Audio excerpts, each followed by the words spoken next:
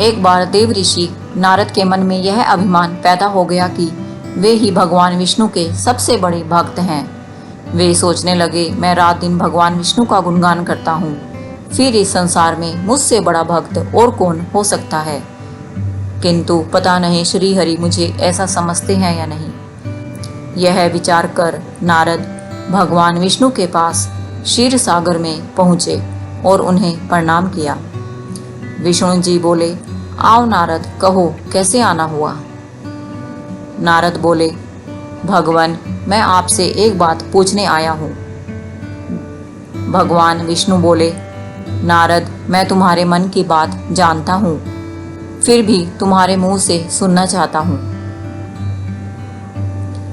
नारद ने कहा, हे देव, मैं जीवन भर आपका गुणगान करता रहता हूँ। पल पल हर क्षण मुझे बस आपका ही ध्यान रहता है। आप मुझे यह बताइए कि क्या मुझसे भी बड़ा आपका कोई अन्य भक्त है इस संसार में। भगवान विष्णु समझ तो पहले ही गए थे कि नारद को अपनी भक्ति पर अभिमान हो गया है, किंतु अपने मन की बात छुपाकर वे बोले, नारद इस प्रश्न के उत्तर के लिए तुम्हें मेरे साथ मृत्युलोक चलना पड़ेगा। नारद बोले, ठीक है भगवान, मैं मृत्युलोक चलने के लिए तैयार हूँ। भगवान विष्णु नारद को लेकर मृत्युलोक चल पड़े।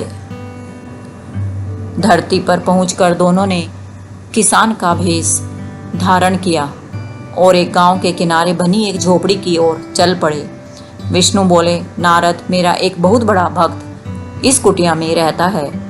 आश्चर्य है, क्या मुझसे बढ़कर भी किसी की भक्ति हो सकती है। नारद के मुख से निकला, क्या वह भी मेरी तरह आपका ध्यान लगाए रहता है। भगवान विष्णु बोले, आओ तुम स्वयं ही जान लोगे। और दोनों उस कुटिया की ओर बढ़ गए। किसान उस समय कुटिया के बाहर अपनी गाय को बांध रहा था। उसके मुख से हरि हरि गोविंद का स्वर निकल रहा था। किसान का भेष लिए विष्णु ने उसके निकट जाकर नारायण नारायण कहा तो किसान ने विनीत स्वर में पूछा, आप कहाँ से आए हैं भद्र, मेरे लिए कोई सेवा हो तो निसंकोच बताइए। किसान का वेश लिए भगवान विष्णु ने कहा, हम नगर जा रहे हैं, पर अंधेरा गिरने लगा है, वन में जंगली पशुओं का डर है, इसलिए रात भर आश्रय चाहते हैं। किसान ने प्रसन्न भाव से कहा, मेरी कुटिया में आपका स्वागत है। भद्र और जो रूखा सूखा घर में है आपके लिए हाजिर है। भगवान ने मुझे आप लोगों की सेवा करने का अवसर दिया है, बड़ी कृपा हुई उनकी। बाहर आंगन में एक कुटिया पर दोनों को बिठाकर किसान अंदर गया और अपनी पत्नी से कहा, देवी दो अतिथि आए हैं। किसान की पत्नी उस समय अपने बच्चों को भोजन परोस रही थी। धीरे से आटे का बर्तन दिखाते हुए बोली, घर में तो बस इतना सा ही आटा है और ये बच्चे और भोजन मांग रहे हैं। किसान बोला, कोई बात नहीं, हम अतिथियों को भरपेट भोजन कराएंगे, तुम बच्चों को आज कांजी बनाकर पिला देना। नारद और भगवान विष्णु ने उन दोनों का सारा वार्तालाप सुन लिया, फिर भी परीक्षा के लिए भोजन की थाली लेकर बैठ गए। जब दोनों भरपेट भोजन कर चुके तो नारद सोचने लगे, यह सीधा साधा गृहस्थ भगवान का सबसे बड़ा भक्त कैसे हो सकता है। उधर श्री हरि ने किसान से और भोजन लाने की फरमाइश कर दी। बोले, मेरा पेट अभी भरा नहीं है, क्या और भोजन मिलेगा। किसान रसोई में गया और जाकर पत्नी से पूछा, कुछ और भोजन बचा है क्या। पत्नी बोली, बच्चों के लिए कांजी बनाई है, बस यही शेष है। विष्णु और नारद वह भी पी गए। किसान और उसके परिवार को भूखे ही सोना पड़ा। भूखे बच्चे माँ का आंचल थाम कर उठे, माँ नींद नहीं आ रही है, मुझे बड़े जोर की भूख लगी है। पिताजी ने उन अतिथियों को कांजी भी क्यों पिला दी। किसान ने बच्चों के सर पर हाथ फेरते हुए कहा, अतिथि को भोजन कराना स्वयं विष्णु भगवान को भोग लगाने के समान है बेटा। बाहर आंगन में दोनों अतिथि अलग अलग बिस्तरों पर लेटे हुए थे। भगवान विष्णु ने कहा, तुमने सुना नारद, किसान और उसके परिवार को भोजन नहीं मिला, फिर भी वह मेरे गुण गा रहे हैं। यह तो कुछ भी नहीं है। मैंने तो कई कई दिनों तक भूखे रहकर आपका स्मरण किया है, नारद बोला। अगले दिन सुबह उन्होंने देखा किसान भगवान विष्णु की मूर्ति के सामने कह रहा था, गोविंद हरि हरि, हरे हरे गोविंदा, जय हरि विष्णु, जय गोविंद हरे हरे। तुम सदा मेरे मन में बसे रहो, बस मुझे कुछ और नहीं चाहिए भगवान। फिर दोनों अतिथियों से बोला, हरि की बड़ी कृपा है, वही जग का रखवाला है। प्रभु की दया से रात को कोई कष्ट तो नहीं हुआ आप दोनों को।